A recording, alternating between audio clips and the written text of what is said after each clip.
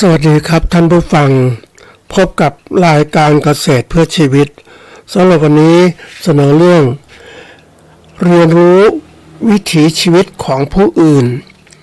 ก่อนเข้าสู่รายการก็มีธรรมะมาฝากท่านผู้ฟังหัวข้อจากหนังสือพจนานุกรมพุทธศาสตร์ฉบับประมวลศัพท์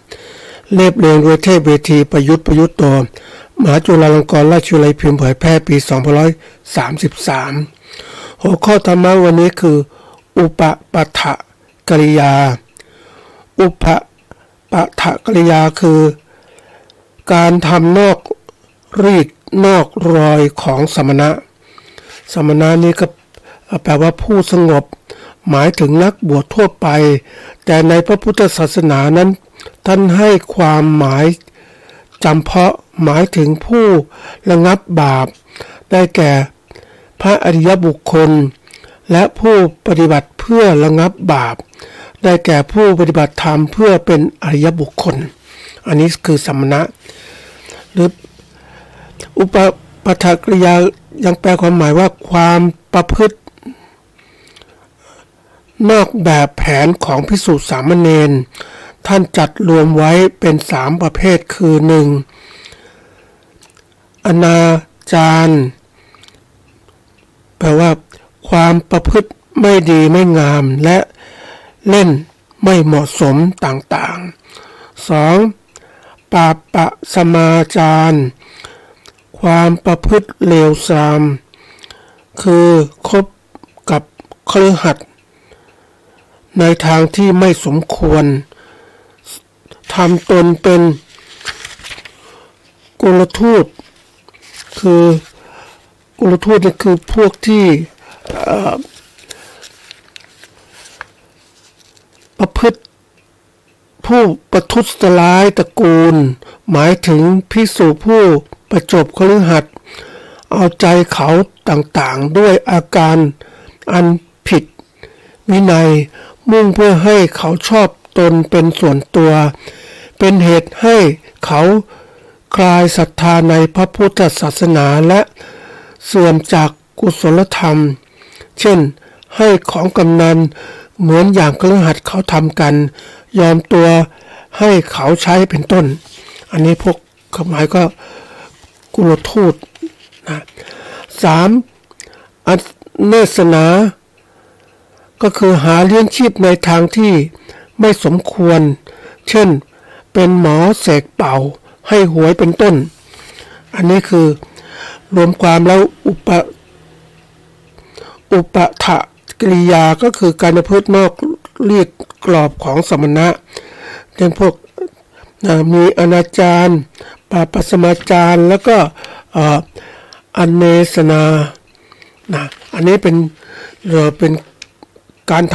ำนอกรีดนอกรอยหรือการพูดนอกแบบของภิกษุนะอันนี้ก็เป็นสิ่งที่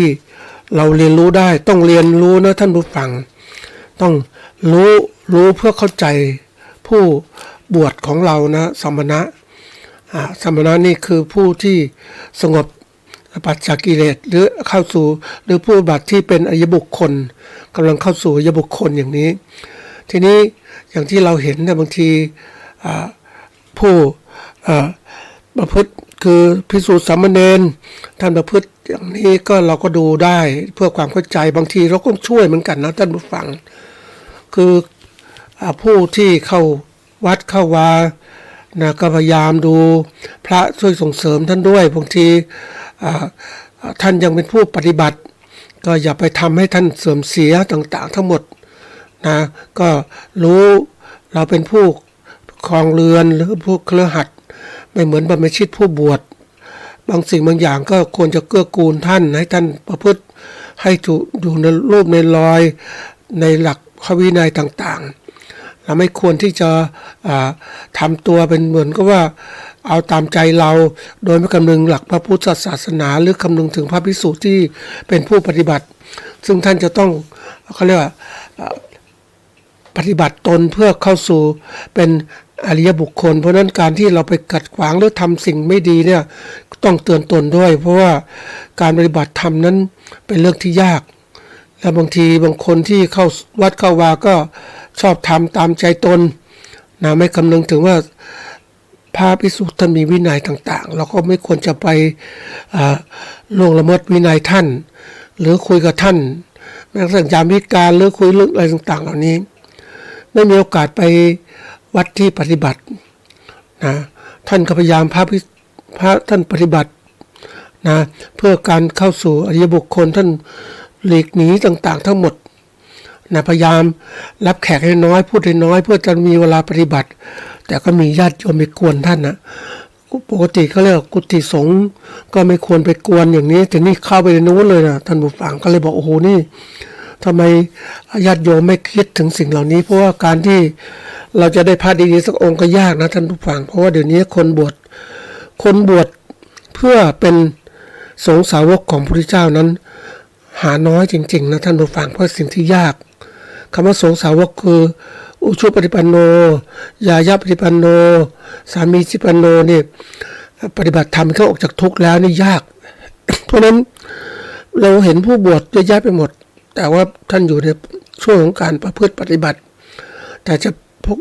ที่ปฏิบัติดีๆเนี่ยท่านจะน้อยมากเพราะนั้นเราจำเป็นจะต้องเขาเรียกมีบุคคลนะที่จะเป็นพระภิกษุสงฆ์ก็ต้องช่วยส่งเสริมท่านด้วย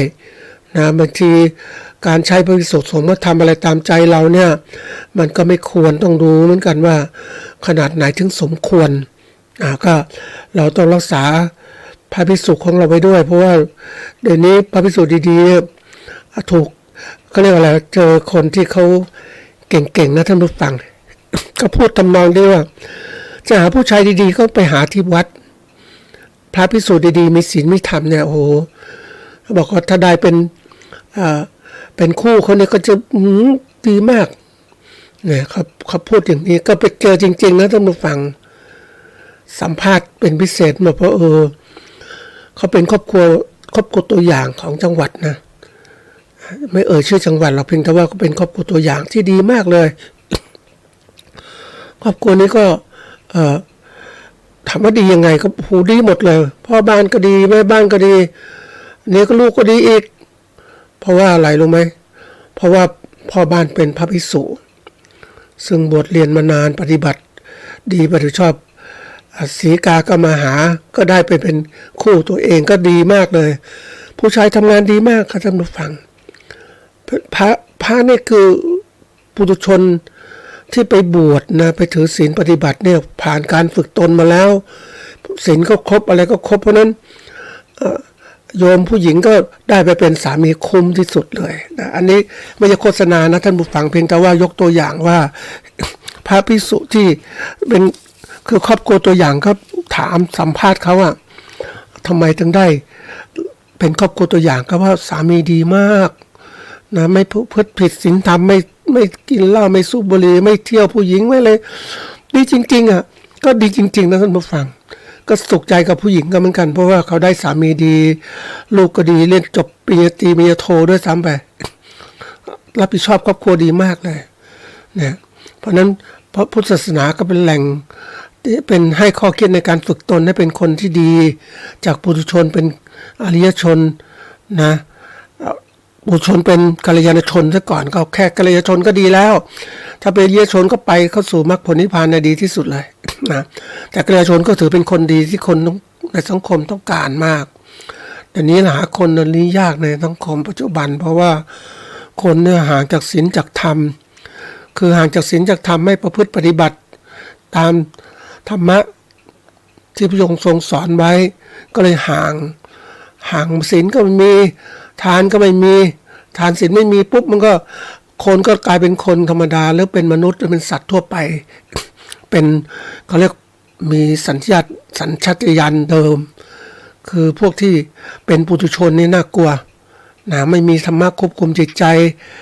มีคุมประพฤติอย่างเดียวคือถ้ามีตำรวจตรวจไปก็พบกลัวกฎหมายตัวโน้นตัวนี้แต่ว่าถ้าตำรวจไม่มีอะไรควบคุมตัวเองเลยใช่ไหมศีลธรรมก็ไม่มีไม่เอาธรรมะปฏิบัติศีลก็ไม่มีมันก็เลยกลายเป็นเรื่องยากมากแม้กระทั่งที่เคยกล่าวไว้ว่าตำรวจเนี่ยแน่นอนคุมความประพฤติของคน แต่ต้องมีตำรวจกลุ่มหนึ่งนะประพฤติเพื่อควบคุมประพฤติ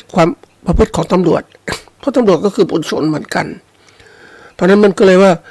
สิ่งที่มีในสังคมปัจจุบันเนี่ยสิ่งที่ดีมีค่ามากเลยคือการทำยังไงให้คนในสังคมนั้นมีศีลมีธรรมและเพื่อปฏิบัติให้บรรลุความสำเร็จนะจริงๆบางที่นั้นชาวบ้านไม่ทำบาปทั้งปวงเลยนะท่านผู้ฟังดีมากๆเลยตำรวจนั้นไม่มีงานทำอ่ะแต่ทีนี้มันเต็มที่นะโอ้โหยิ่งกรุงเทพเรื่องอะไรต่างๆนี่โอ้ยคนคือคนไม่มีศีลมีธรรมก่อความเดือดร้อนสังคมมากมายทีเดียวนะก็ฝากไว้วันนี้มาเล่าเรื่องสำคัญเรื่องหนึ่งนะก็เป็นเรื่องอาจจะเป็นหัวข้อที่ยาวนะคือเอามาฝากเพราะว่าเป็นข้อคิดคือปกติแล้วเนี่ย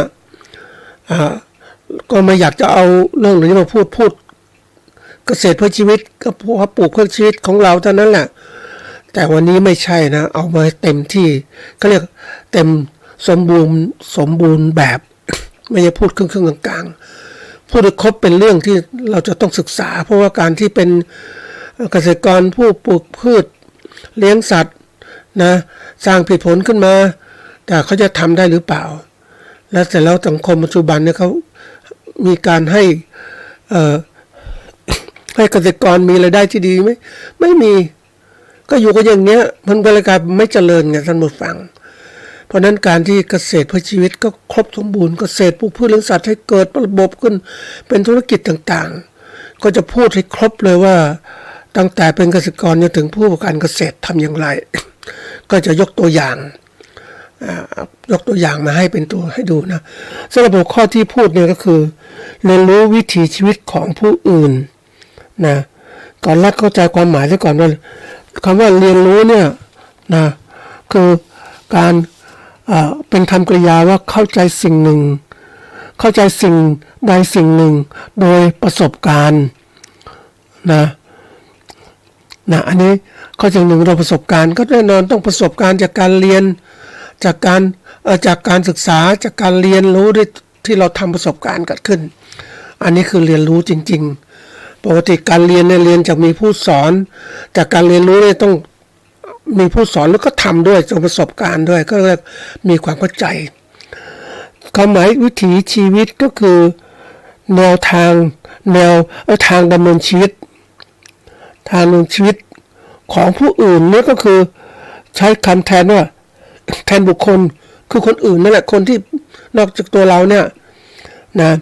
รวมความแล้วเนี่ยเรียนรู้วิถีชีวิตของผู้อื่น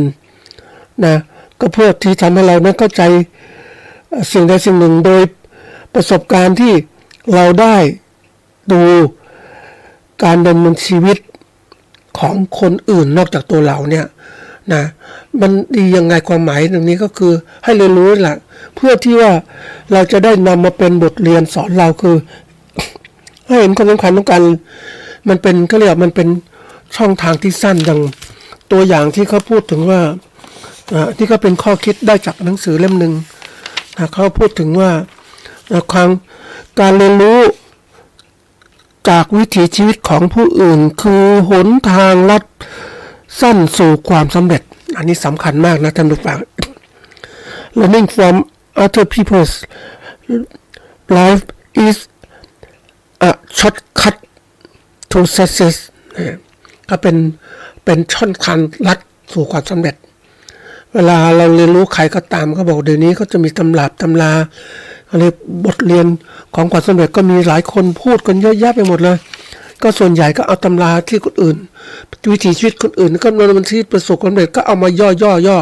ให้คนได้เข้าใจเขียนข้อคิดต่างๆเพราะนั้นคนที่จะประสบความสำเร็จก็ต้องพยายามที่จะอย่างนี้บ้างเพราะการที่คุณจะเรียนรู้โดยตัวลองผิดลองถูกอะไรต่างๆเหล่านี้มันไม่อะไรมันไม่สามารถให้ข้อมูลได้มากพอท่านผู้ฟังถ้าเราทำทั้งหมดด้วยตัวเราเองไม่คุ้มนะเราควรจะเอาตัวอย่างของผู้ที่ปฏิบัติแล้วเอาข้อคิดที่ท่านเขียนไว้หรือสอนไว้เอามาปฏิบัติเหมือนเรา ได้เจอพระภิกษุซึ่งแนะนำดีมากๆเลยท่านผู้ฟังก็บอกว่าเธอ อยากจะเรียนรู้ต่างๆทั้งหมดเนี่ยเธอก็เอาต่อยอดธรรมะพุทธเจ้าที่พระองค์ทรงสอนมาสิเอามาปฏิบัติเลยไม่ต้องช้าเร็วที่สุดแล้วถูกต้องที่สุดแล้วถ้าเธอไปลองผิดลองถูกตัวเองอีกเมื่อไหร่เธอจะสำเร็จนะขณะพระองค์ทรงทำเนี่ยโอ้โหใช้ชีวิตขนาดไหนทดลองมาแล้วเพราะนั้นธรรมะที่องค์ทรงสอนเนี่ยถูกต้องแล้วเอามาปฏิบัติเลยไม่ต้องไปลองแล้วฐานศีลภาวนาเนี่ยเอามาเลยหรือว่าศีลสมาธิปัญญามาเลยเอามาปฏิบัติเลยถูกต้องจริงๆใช้ในการดำเนินชีวิตของตัวเราเองและสังคมต่างๆได้หมดเลยพัฒนาตัวใช้ได้ทุกด้านทั้งหมดเลยเราไปดูได้นะท่านผู้ฟังเมื่อพวกของเขาเรียกคนเรามักจะมืนสิ่งที่ใกล้ตัวท่านผู้ฟังชอบมองสิ่งไกลตัวพุทธศาสนาอยู่ใกล้ตัวเราเลยนะเอามาใช้สิแต่เดี๋ยวนี้เราไปไม่ค่อยมันอยู่กับศาสนาพุทธอยู่ประจำชาติของเราอยู่นั่นแหละหนังสืออยู่ในไตรปิฎกอยู่หมดเลยในตู้นั่นแหละไม่เปิดอ่านสักทีแต่ไปเจอตำราต่างประเทศโอ้ยวิชานู้นวิชานี้อ่านคือเขาเขียนมาเยอะแยะไปหมดอะแต่เราไม่ศึกษาธรรมะพุทธเจ้าเลยซึ่งมีทุกอย่างครบแล้วใช้ในการดำเนินชีวิตด้วยนี่คือส่วนสำคัญทีนี้ที่ว่าเอาหัวข้อนี้มาพูดเพราะว่าต้องการให้ท่านผู้ฟังได้เห็นตระหนักถึงว่าเราเล่นระยะเวลาเรียนรู้ให้มันสั้นลงเพื่อความสำเร็จเราก็เก็บข้อคิดต่างๆที่มันได้มาแล้วเพื่อพัฒนาชีวิตแก้ไขต่างๆทั้งหมดแล้วก็นำชีวิตของเราไปสู่ความสำเร็จรวดเร็วเพราะว่าชีวิตของคนเราที่บอกว่ามันเร็วนะท่านผู้ฟังคนบางคนบอกว่าชีวิตเรายืนยาวนะยืนยาวบางคนมองโลกมันต่างกันอ่ะเด็กๆก็มองยืนยาวฉันไม่คิดจะตายแต่คนแก่คนเฒ่าจะตายแล้วอ่ะเขาจึงบอกว่าเวลาที่เราเข้าใจชีวิตจริงๆเนี่ยเขาบอกว่าต้องดูเวลาเฉลี่ยชีวิตคนไทยเนี่ยนะผู้ชายก็ประมาณ77 ปีผู้หญิงก็82.5 ปีเพราะนั้นเราจะใช้ชีวิตไงประสบความสำเร็จไม่อยากเพื่อให้อะไรเกิดขึ้นสำเร็จชีวิตคือเราต้องมีเงินนะต้องง่ายๆก่อนเอาเรื่องของทางโลกคือมีเงินนะและมีคุณงามความดีภายในเวลาที่กำหนดนี้ให้ได้ไม่ใช่อะไรแก่ก่อนรวยอย่างเนี้ยประเภทคนประเภทเนี้ยแก่ก่อนรวยเนี่ยคือแก่ถึงจะรวยไม่ใช่หรอกจริงๆต้องรวยก่อนแก่เนี่ยเราจะพักเราก็มีเงินมีทองเยอะแยะแล้วไม่ต้องลำบากเดี๋ยวนี้ไปเห็นคนก็น่าคิดน่าสนุกฟังวางแผนชีวิตที่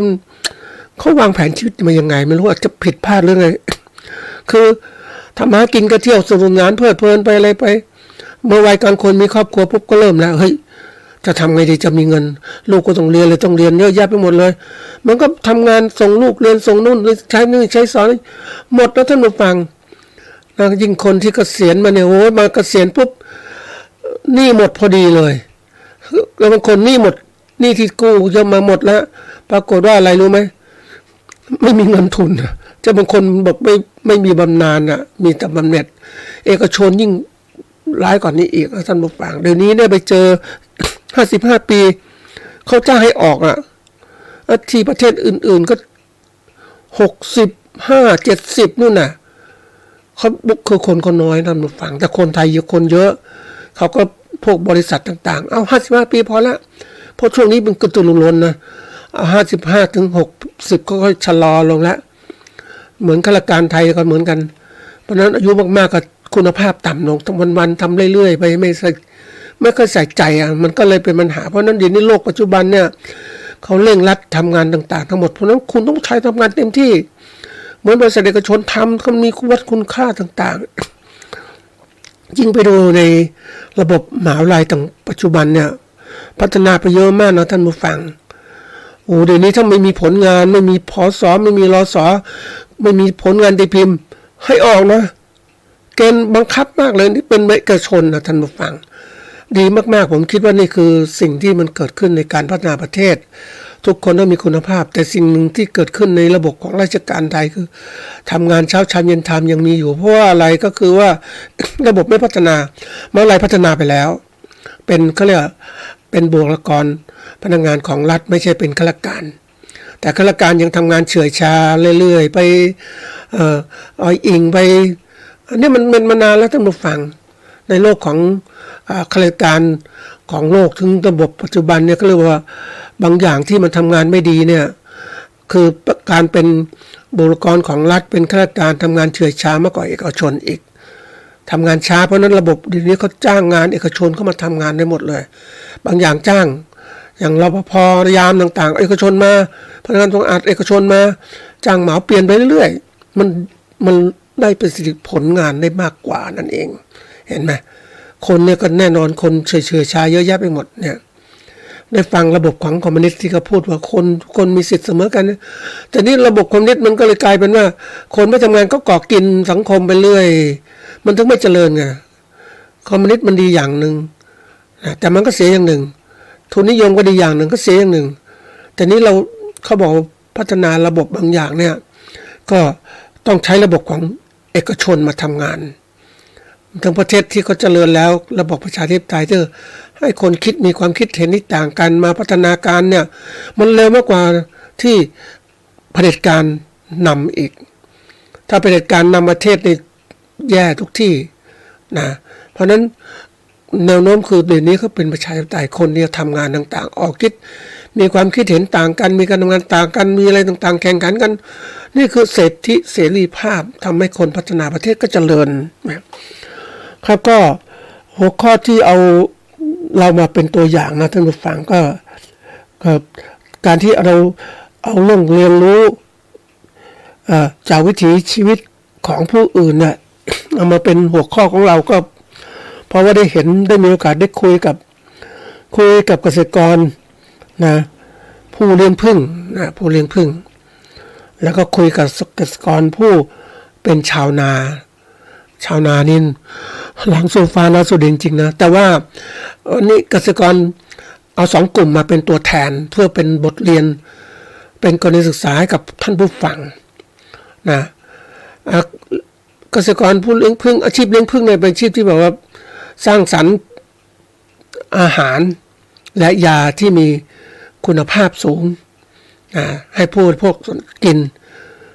นะก็แน่นอนมันก็คนส่วนใหญ่ก็จะถ้ากินดีอยู่ดีเนี่ยคนที่มีกินดีอยู่ดีมีเงินเนี่ยก็จะต้องกินอาหารเสริมด้วยอาหารที่มีคุณภาพก็เพราะนั้นผลิตภัณฑ์ผึ้งก็จะเป็นคุณภาพให้คนกินได้แต่นี้มาถึงเปรียบเทียบกับเกษตรกรชาวนาเนี่ยแน่นอนชาวนาผลิตอาหารที่สำคัญมากเลยอาหารที่คนต้องกินอยู่แล้วให้คาร์โบไฮเดรตต่างๆเนี่ยนะเพราะนั้นอาหารต้องกินปุ๊บเนี่ยก็แน่นอนชาวนาก็เยอะแยะทำเพราะว่าทำเพื่อจะกินของตนเองเหลือขายเพราะนั้นการที่จะมีโอกาสต่อรองความร่ำรวยได้ยากเพราะเราค้าขายสินค้าเกษตรที่สำคัญเนี่ยเรามีคนผลิตมากสินค้ามากล้นตลาดตรงเนี้ยราคาก็ตกตามราคาเท่านี้ไม่เคยขึ้นเท่าไหร่กำไรก็ไม่เท่าไหร่เพราะว่ามันมีความสำคัญตรงนี้แล้วรัฐบาลกระตุ้นให้คนทำนาแต่ไม่เคยมีใครบอกว่าคุณควรจะหยุดทำนาแม้คุณไม่รวยนะคุณจะหยุดไม่มีใครมาบอกเขาก็บอกทำนาเถอะเดี๋ยวเอานู่นนี่สนับสนุนเพราะอะไรก็คือต้องมีคนผลิตอาหารให้กับประชากรโลกเพราะไม่มีคนทำนาอย่างญี่ปุ่นเนี่ยมีคนทำนาคือเขาไม่อยากทำนาเพราะรายได้มันต่ำแต่รัฐบาลญี่ปุ่นฉลาดก็คือว่าเขาถือเป็นอาหารเป็นยุทธปัจจัยสำคัญในการที่ทำให้ประชาชนอยู่รอดเขาก็เลยมีโครงการสนับสนุนไม่ว่าให้ประกันราคาสินค้ามากราคาข้าวเท่านี้กระตุ้นให้เกษตรกรยังคงอยู่นะเพราะเกษตรกรก็จะเลิกแล้วเนื่องจากเขามีตัวเปรียบเทียบเนี่ยทำนาได้เท่านี้นะอยากจนมาตลอดเลยไม่ได้กำไรไม่เท่าไหร่เองไปเป็นอาชีพอื่นดีไหมทีนี้เขามีการล่อใจเพราะว่ากลัวประเทศไม่เจริญเขาก็เลยเพิ่มราคาข้าวเพิ่มนู่นเพิ่มนี่เป็นปัจจัยต่างๆทำให้เกษตรกรกลุ่มหนึ่งยังคงอยู่แต่เกษตรกรส่วนใหญ่ก็จะไปทำอาชีพอื่นแล้วรายได้ดีกว่านะแต่เขาสนับสนุนในประเทศไทยนี่โอ้เต็มที่เลยเกษตรกรทำนาเต็มไปหมดเลยแต่หมดแล้วมีใครช่วยไหมใครช่วยก็ไม่จริงจังโดนต่างๆเล่นการเมืองต่างๆโดนคนไม่มองท่านผู้ฟังแต่จริงๆแล้วถ้าเราเก่งในเรื่องการตลาดเนี่ยนะท่านผู้ฟังเราผลิตอาหารของโลกเนี่ยถ้าเราบริหารจัดการเป็นนะรวยเลยคือผลิตข้าวขายทั่วโลกเนี่ยคุณภาพดีขายเนี่ยนะการขายสินค้าไปเนี่ยถูกเนี่ยระดับถูกแต่เราขายได้มากลดต้นทุนผลิตและครอบครองเขาเรียกครอบครองตลาดได้ทำให้ผู้ผลิตข้าวในประเทศอื่นๆเนี่ย ขายสู้เราไม่ได้ที่สุดก็จะเลิกใช่ไหมเพราะสินค้ามันเดี๋ยวนี้มันเกินทั่วโลกเนี่ยสินค้าเราข้าวราคาถูกก็ไปขายก็ทำลายตลาดเขาคือเกษตรกรในพื้นที่เขาชาวนาในประเทศเขาก็ไม่อยากจะทำข้าวเพราะว่าซื้อมาถูกกว่าที่จะทำกินเองนะเหมือนวันนี้เ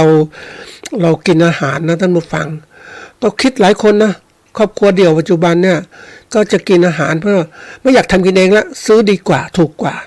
เดี๋ยวนี้มีระบบของการโลจิสติกเข้ามาช่วยปุ๊บสั่งซื้อทางออนไลน์ต่างๆได้หมดเลยนะเพราะนั้นเขาก็2 คนมีลูกคนหนึ่งแล้วแต่ก็ถูกกว่าที่จะทำกันเองเห็นไหมคำนองเดียวกันถ้าเราสินค้าเกษตรของเราส่งไปขายต่างประเทศอย่างเนี้ยแล้วคนก็เริ่มเลย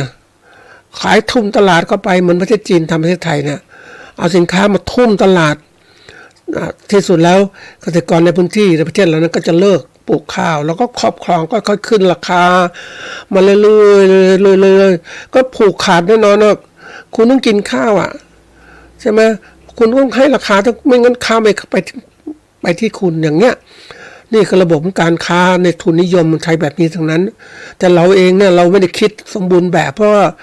เกษตรกรต้องคิดแบบเกษตรกรนะคิดแบบเอาผลิตขายเท่านั้นไม่คิดในความยั่งยืนหรอกแต่วันนี้จะพูดถึง2ระดับก็คือว่าเกษตรกรผู้ผลิตผู้เลี้ยงผึ้ง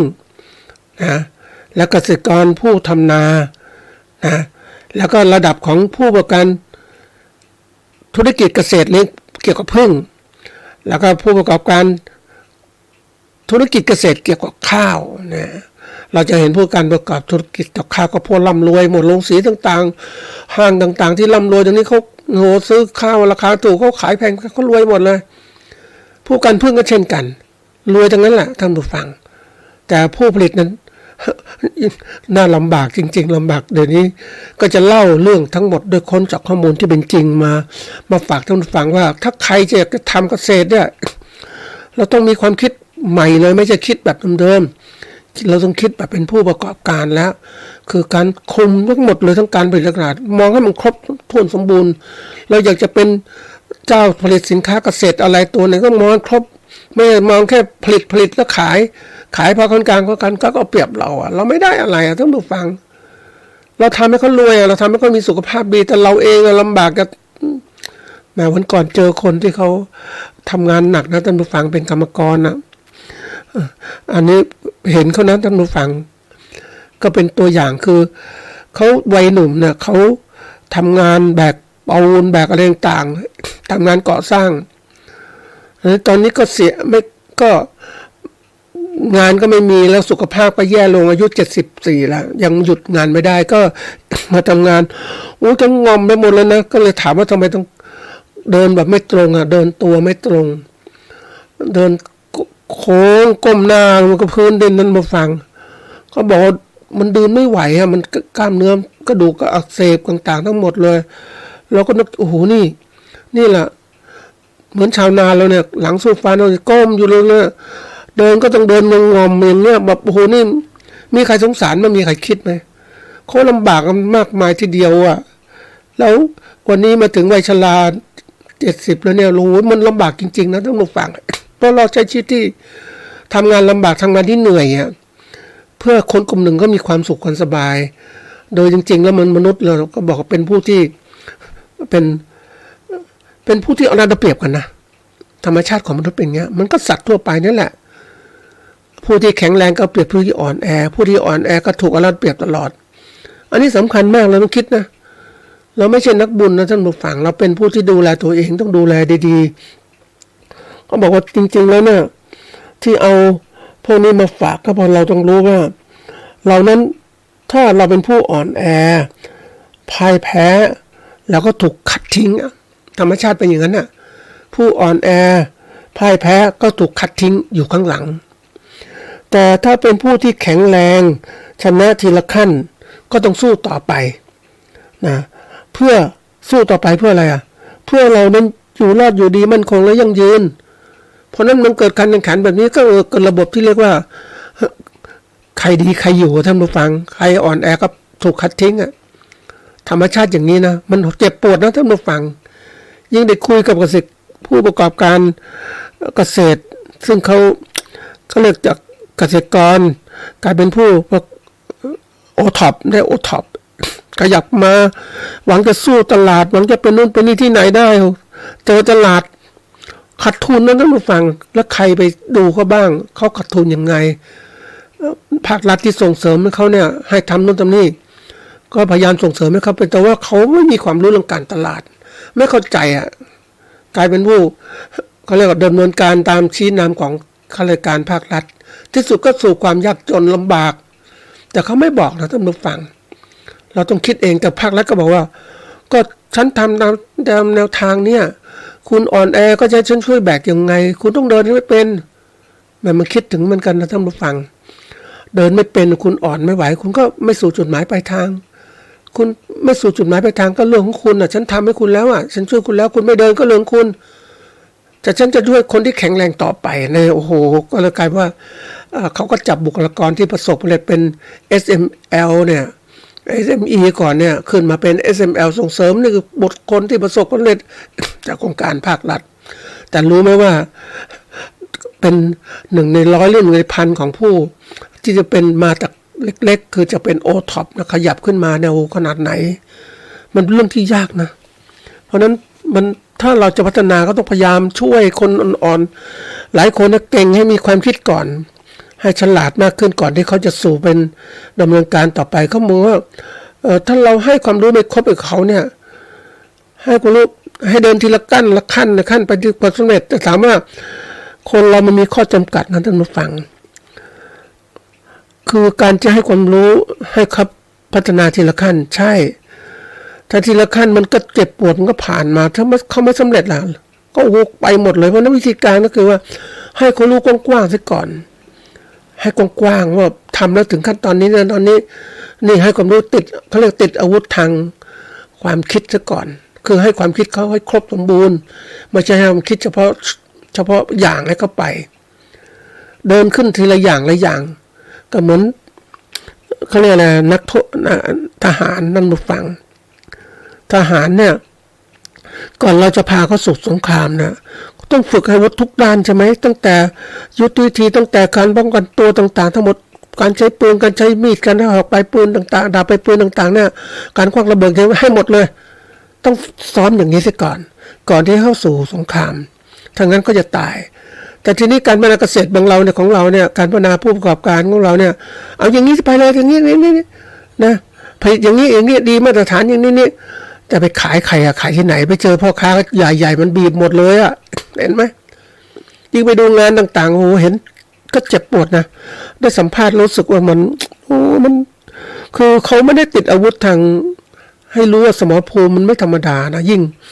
เขาเรียกยิ่งทะเลเขาเปรียบเทียบให้ฟังนะมันเป็นเขาเรียกก็เลยศึกษานะคือแนวคิดการบริหารธุรกิจในการมองตลาดเนี่ยเขาให้มองครบสมบูรณ์ใช่ไหมแต่ตลาดปัจจุบันมันตลาดที่มันแข่งขันกันเนี่ยเขาเรียกว่าตลาดก็เรียกมหาสมุทรสีแดงเนี่ยพวกที่แข่งขันก็เต็มที่เลยยุทธศาสตร์ดีมากเลยมันแข่งคนเยอะแยะหมดคนนี้เก่งทั้งนั้นเลยเราเข้าไปสู่สมรภูมิได้อย่างไรนะถ้าทะเลสาบที่ไม่มีใครไปไม่มีผู้แข่งขันมากไม่มีผู้ผลิตมาแข่งกับเราแล้วก็สามารถทำงานได้แล้วมองนี้ทีนี้ก็พวกที่เราทะเลเพราะว่าทะเลพวกตลาดที่เรียกเป็นพวกที่ว่ากรีนสีเขียวคนไม่มีคนน้อยมากที่ทำเพราะนั้นเราทำสินค้าดีๆก็ขายได้ทั้งหมดแต่ถามว่าเราพิจารณาตรงนี้การตลาดที่ดียังไม่ได้พิจารณาเลยเราไปเจอเราต้องให้เขาบอกว่าให้ผู้ประกอบการเรียนรู้เองที่สุดมันก็บาดเจ็บประสิทธิท่านผู้ฟังเจ็บมาแล้วสูญเสียเวลาแห่งชีวิตที่ต้องไปทนอย่างนี้เพราะนั้นวิธีการที่ดีสุดก็ต้องติดอาวุธให้ครบสมบูรณ์ซะก่อนจะปล่อยไปสู่สนามหรือก่อนจะส่งเสริมเขาไม่ใช่ส่งเสริมไปต้องเป็นความยากจนเกิดขึ้นเขาส่งเสริมแล้วยากจนนั้นน่ากลัวนะคือให้เขาทำนู่นทำนี่ไปเถอะเนี่ยดีไอ้คนส่งเสริมก็ทำเท่านี้เพราะนี่มีหน้าที่ส่งเสริมส่วนการตลาดใครจะทผู้เกษตรกรหรือผู้ที่รับการอบรมไปทำเองไปเจอตลาดที่แข่งขันกันขนาดนี้ตายนี่คือธุรกิจที่บาดเจ็บอย่างนี้เอง มันสูญเสียเวลาชีวิตเพราะชีวิตของเราเนี่ยมันไม่ใช่ว่าเราจะลองผิดลองถูกนะท่านผู้ฟังเราต้องพยายามเรียนรู้ก็เรียกเรียนรู้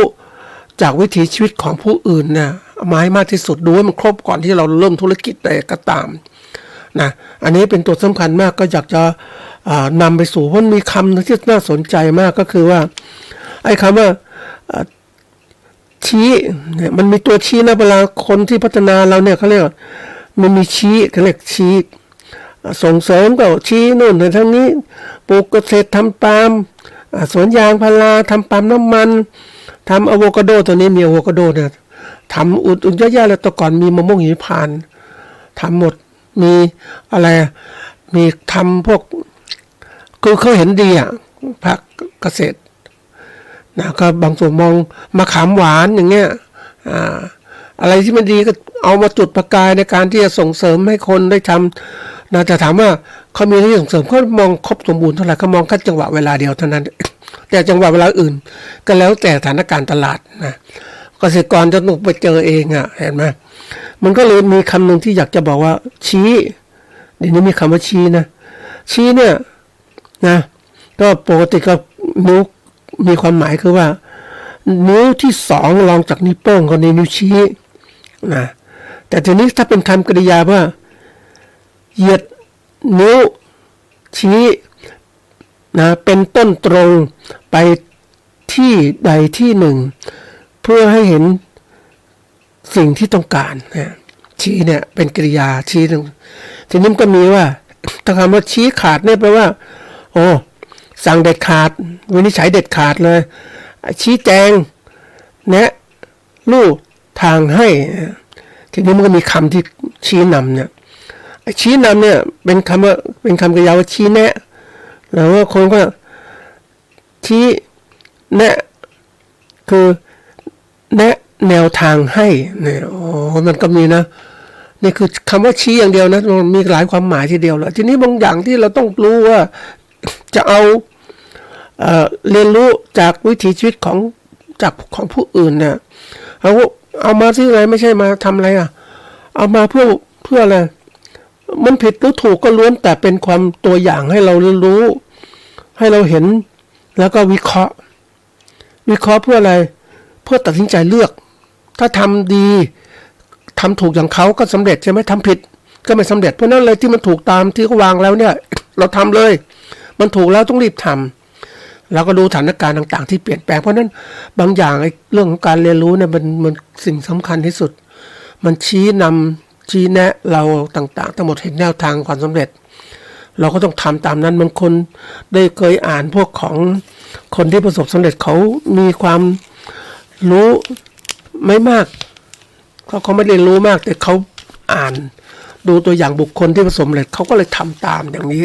นะเป็นสิ่งสำคัญมากนะท่านผู้ฟังโลกปัจจุบันก็บอกว่าเราต้องมีพื้นฐานความรู้ที่ดีความรู้อะไรความรู้พื้นฐานความรู้วิชาชีพความรู้ในการสร้างคุณธรรมหรือเอาประโยชน์ให้เกิดขึ้นได้เราต้องมีสิ่งเหล่านี้ก่อนให้เป็นนะแล้วก็ถัดมาเมื่อการที่เราจะสร้างคุณค่าได้เนี่ยก็ต้องมีความรู้เรื่องอะไรเรื่องความเข้าใจเรื่องสถานการณ์ต่างๆความรู้เข้าใจเรื่องตัวเราสถานการณ์ต่างๆที่มันเกิดขึ้นมันเปลี่ยนแปลงตลอดเพราะนั้นเราต้องปรับตัวให้มันเข้ากับสถานการณ์และสถานการณ์ที่จะเกิดขึ้นได้มันก็ทำให้เรานั้นประสบความสำเร็จได้เขาจะมีคำพูดหลายคนว่าต้องมีอะไรต้องมีความรวดเร็วเนี่ยต้องมีความคิดที่ถูกต้องซะก่อนถูกต้องให้มันทันสมัยนะอัตนาก็เรื่องของการที่ว่ามีความรวดเร็วในการที่จะตัดสินใจทำนะต่างๆทั้งหมดช้าก็ไม่ได้นะอันที่สามต้องมีอะไรต้องมีเรื่องของการประหยัดคือหมายก็ใช้ต้นทุนที่ต่ำที่สุดในการดำเนินการต่างๆได้ให้อย่างรวดเร็วก็สำเร็จได้เร็วเพราะว่าคู่แข่งบางคนทำธุรกิจต่างๆต้นทุนมันสูงรวดเร็วก็จริงต้นทุนมันสูงแต่เราทำได้เร็วแล้วต้นทุนที่ต่ำด้วยแล้วก็ค้าขายได้มากใช่ไหมนี่คือการแข่งขันกันมากมายเพราะนั้นมาดูอยากจะยกตัวอย่างเรื่องเกี่ยวกับว่าเรื่องของเกษตรกรผู้เลี้ยงผึ้ง อยากจะเล่าเพราะว่านี่คือเอามาเป็นกรณีศึกษาให้ท่านผู้ฟังฟังเพราะว่าอาชีพเกษตรหลายอาชีพเนี่ยมันเป็นอย่างนี้คือไม่ได้เข้าใจทั้งหมดอันนี้มาวิเคราะห์เห็นว่ามันทำไมมันเกินเลี้ยงผึ้งของเราเนี่ยมันถึงปัจจุบันเนี่ยเกษตรกรผู้เลี้ยงผึ้งลำบากทีเดียวนะเลิกไปมากกว่า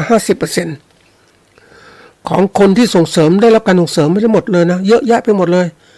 เลิกไปหลายตัวเลยหลายคนมากเลยแล้วขาดทุนด้วยคือการเลิกของเขาเนี่ยแน่นอนว่าสิ่งที่เขาเสียไปคือเวลาที่เขาทุ่มทุนทุ่มโอกาสต่างๆทั้งหมดนะเขาไม่ได้ประสบผลสำเร็จแล้วเสียเวลามันก็ไม่เริ่มอาชีพใหม่เกิดขึ้นแล้วบางคนทำอะไรไม่ได้ก็เป็นเพราะหลายๆปีที่ผ่านมาทำการเลี้ยงผึ้งมามากแล้วกลายเป็นว่ามันไม่สำเร็จมันก็เลิกอาชีพเพราะทำแล้วขาดทุนทำแล้วขาดทุนน่ะสู้ไม่ไหวเดี๋ยวจะเล่าสถานการณ์ให้ฟังอันนี้มาดูว่าเดี๋ยวนี้มันมีผึ้งหลายตัวนะท่านผู้ฟังที่เขาเลี้ยงกันเนี่ยนะไม่ว่าคือผึ้งโพรงเนี่ยเลี้ยงมานานนะสมัยก่อนเขาไม่เลี้ยงผึ้งโพรงเขาเรียกว่าผึ้งโกนนี่แหละก็มันเป็นผึ้งโพรงดั้งเดิมของโลกเราเนี่ยไม่ได้พัฒนาคือมันมีนิสัยคือว่าอพยพรังบ่อยๆเพราะศัตรูรบกวนมันมีนิสัยธรรม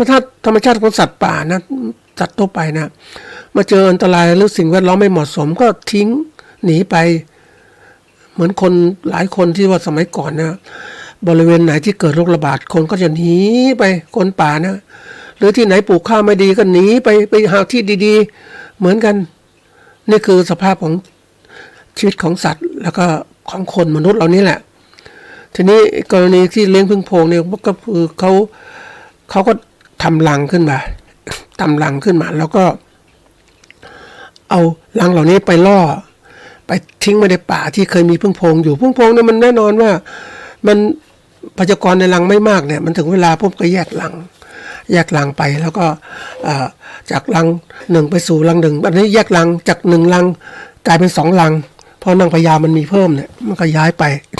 ไม่ใช่ย้ายก็คือแยกรังไปอยู่รังใหม่เพราะนั้นประชากรก็จะมารังใหม่อุดมสมบูรณ์ก็แย่งอาหารกันกินกันไปก็เติบโตแล้วถึงเวลาผู้เลี้ยงผึ้งก็ผู้ที่หลอกผึ้งก็เลยเราไม่เรียกว่าเลี้ยงนะเราเรียกว่า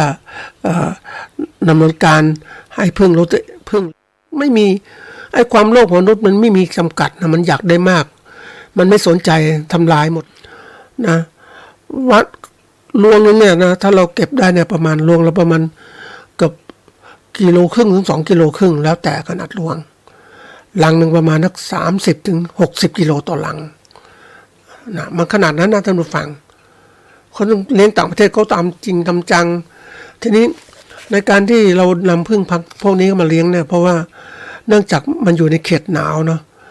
ประชากรไม่ค่อยทิ้งรังออกไปแยกรังก็ไม่ค่อยได้เพราะว่าออกไปเจอสภาพแวดล้อมไม่ดีปุ๊บมันก็ตายได้มันมีอาหารการกินเพราะนั้นพฤติกรรมของมันก็เริ่มถูกคัดเลือกโดยธรรมชาติกลายเป็นผึ้งที่สะสมน้ำหวานได้มากเรานำผึ้งพันธุ์มาเลี้ยงประเทศไทยเนี่ยเขาบอกว่านำมานานแล้วอ่ะแต่เราไม่มีการบันทึกกันเพราะว่าส่วนเขานำเข้ามาจากจีนบ้างจากอะไรบ้างแล้วแต่จริงๆแล้วเนี่ยที่มีการบันทึกกันคือในปี 2496 เนี่ยหลวงสมานวรรณกิจเนี่ยดำรงตำแหน่งอธิการบดีมหาวิทยาลัยเชียงมหาวิทยาลัยเกษตรศาสตร์ก็นำผึ้งพันธุ์เข้ามาเลี้ยงนะนำมาจากเขาเรียกสั่งพันธุ์อิตาเลียนมาจากออสเตรเลียนำมาเลี้ยงที่มหาวิทยาลัยเกษตรศาสตร์บางเขนนะก็เริ่มมีการเลี้ยงทีนี้ในช่วงเวลานั้นก็มีเอกชนนำผึ้งจากจีนเข้ามาอีกก็มาเลี้ยงนะแต่นี้ในการเลี้ยงของหลวงสมานเนี่ยก็มามีการเลี้ยงผึ้งพันธุ์ในให้ผลที่น่าพอใจแล้วก็ปรากฏว่าผลไม้ก็ติดผลมากขึ้นนะอันนี้เราเลี้ยงผึ้งผลไม้ติดผลนะท่านผู้ฟังไปที่ไหนก็ตามเนี่ยการที่มีผึ้งผสมข้ามดอกเนี่ยผลไม้ที่ติดคุณภาพจะดีมากเขาเรียกมันเป็นความแข็งแรงลูกผสมที่มันดีกว่าการผสมตัวเองเนี่ย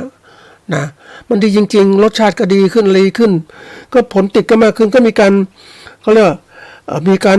นำผึ้งเข้ามาเลี้ยงที่ภาคเหนือของประเทศไทยนะแล้วก็มีการขยายตัวการเลี้ยงในการศึกษาวิจัยศัตรูและโรคต่างๆทั้งหมดวิธีการจัดการเลี้ยงต่างๆทั้งหมดนะก็ผลเป็นที่น่าพอใจแล้วก็มีการขยายแนวความคิดเนี่ยไปยังกรมวิชาการเกษตร ก็มีการให้ทำงานวิจัยกันต่อการขยายแล้วปรากฏว่ามันก็มีเอกชนของประเทศไทยด้วยนำผึ้งจากจีนเข้ามาด้วยเอามาเลี้ยงก็ก่อนขนมาง่ายท่านผู้ฟังแต่ก็มีศัตรูต่างๆทั้งหมดพึ่งพันธุ์จากจีนกับพึ่งพันธุ์จากต่างประเทศมันแตกต่างกัน คือหมายความว่าคือจีนัสสปีชีส์เดียวกันก็จริงนะแต่สัตว์สปีชีส์อาจจะแตกต่างกันนี้ประชากรในรังก็แตกต่างกันด้วยพึ่งพันธุ์จากเขตหนาวอย่างมาจากโอริกอนจากอเมริกาเนี่ยโอ้โหมันเก็บน้ำหวานดีมากเลยประชากรในรังสูงนะอันนี้เพราะว่ามันอยู่ในเขตหนาวเนี่ยแล้วทำไมมาอยู่ในเขตร้อนได้อย่างไรก็แน่นอนมันรังผึ้งมันตัวก็เรียกเป็นเหมือนบ้านของมันเนี่ยมันก็ปรับอุณหภูมินะเพราะว่าปกติอยู่ในเขตหนาวก็อุณหภูมิประมาณ 3-4 องศามันก็ปรับอยู่นั่นแหละข้างนอกจะอุณหภูมิ20 องศาแล้วข้างในก็ 3-4 องศา มาอยู่ประเทศไทยอุณหภูมิข้างนอก35 องศาแต่ข้างในรังก็ 3-4 องศาอย่างเนี้ยเพราะอะไรเพราะว่ามันต้องปรับอุณหภูมิอย่างนี้เนื่องจากว่าตัวอ่อนของมันเนี่ยตัวอ่อนตัวหนอนดักแด้ต่างๆต้องการอุณหภูมิที่คงที่มันก็เลยต้องมีการปรับถ้ามันหนาวอากาศหนาวมากตัวพวกของพึ่งงานก็ไปล้อมรอบตัวอ่อนหรือดักแด้ไปปกคลุมก็ขยับตัวไปมาอุณหภูมิก็สูงขึ้นพึ่งเนี่ยมันขยับตัวอุณหภูมิสูงขึ้นนะเพราะว่ามันเขาเรียกว่ามันขยับกล้ามเนื้อมันเนี่ยเพื่อจะให้มีอุณหภูมิสูงขึ้นนะทีนี้ถ้าอากาศหนาวอากาศข้างนอกร้อนนะข้างในร้อนเนี่ยข้างในรังผึ้งมันร้อนมันก็ระบายอากาศกระเพื่อปีกเอาลมออกมา นี่คือกลไกของมันหรือมันก็ไปขนน้ำมาเอามาทำให้รังมันชื้นขึ้นแล้วก็น้ำมันก็ระเหยเป็นไอมันทำเป็นฟิล์มบางๆนะท่านผู้ฟังมันไปขนน้ำมาแล้วก็พ่นเป็นฟิล์มบางๆบริเวณหลอดรวมต่างๆแล้วฟิล์มบางๆเหล่านี้เป็นฟิล์มไอ้น้ำที่มันทำขึ้นมาเนี่ยไอ้น้ำพวกนี้มันจะระเหยใช่ไหมมันจะระเหยต้องรับอะไรต้องเรียกว่าดูดความร้อนต้องการความร้อนระดับหนึ่งที่จะระเหยไปเพราะฉะนั้นเอาความร้อนจากรังก็เป็นไอ้น้ำเพราะนั้น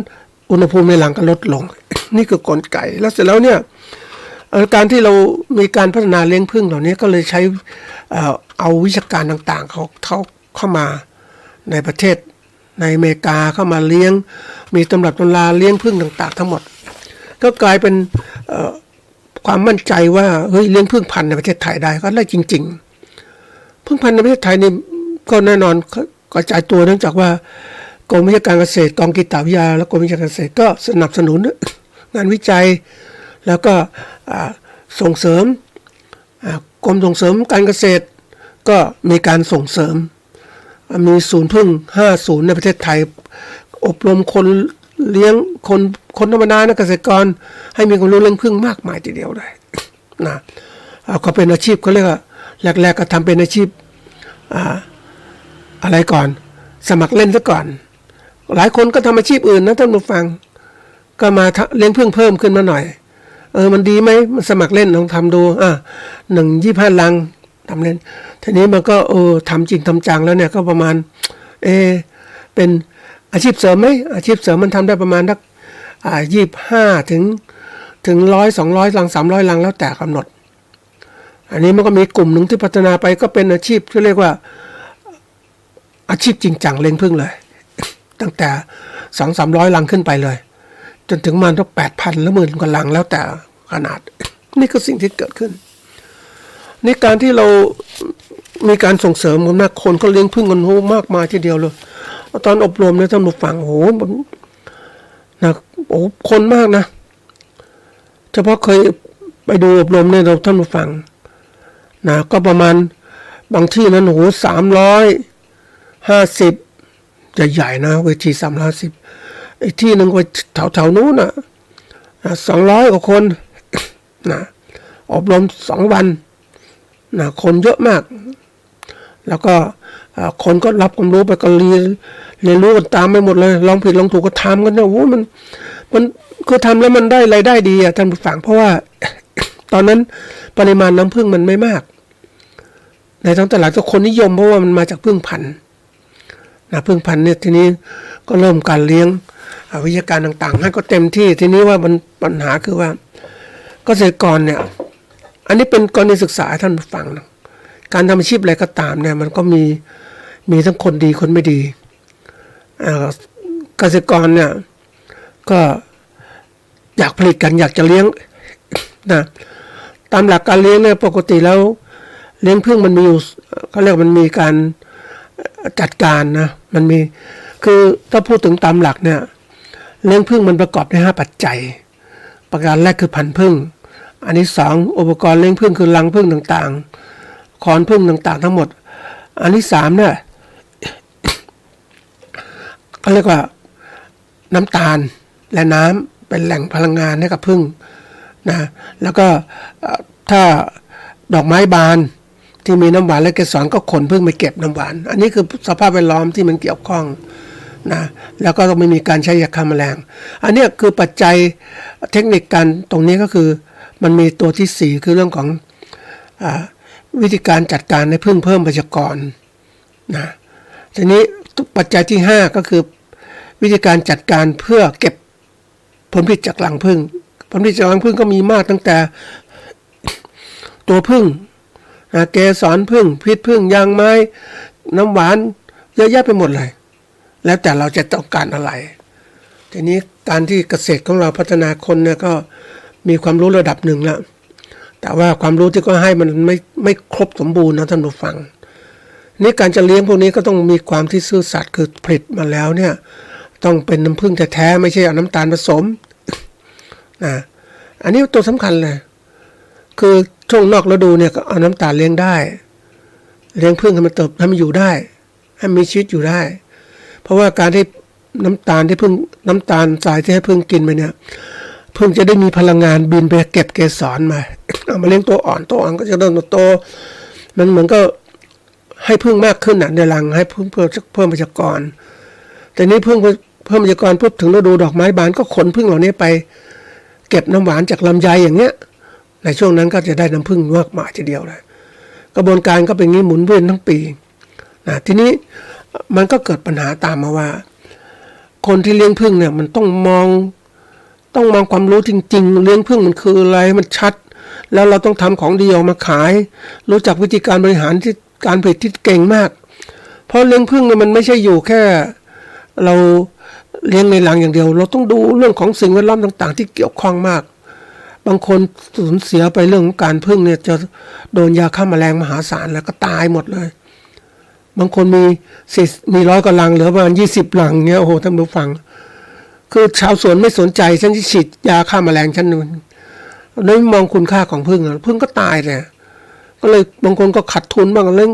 ก็มันเรื่องลำบากเพราะคนที่เลี้ยงผึ้งต้องเก่งแต่พอเขาไม่เก่งท่านผู้ฟังก็เลยกลายเป็นว่าสูญเสียมากมายทีเดียวนะอันนี้เราไปตอนที่1ก่อนนะท่านผู้ฟังเป็นตัวอย่าง